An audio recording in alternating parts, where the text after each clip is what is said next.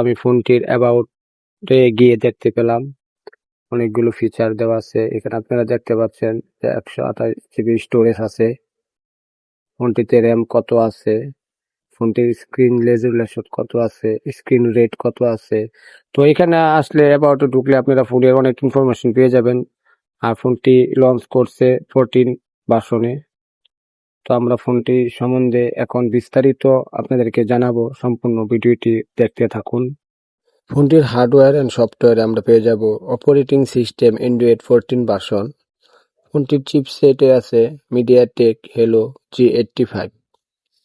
ফোনটির সিপিইউ এ আছে octa-core 2 GHz। ফোনটির ডিজাইন সম্বন্ধে আমরা বলতে গেলে ফোনটির হাইট হবে 64.6 mm। ফোনটির উইডথে আছে 76.1 mm। ফোনটির থিকনেস 7.6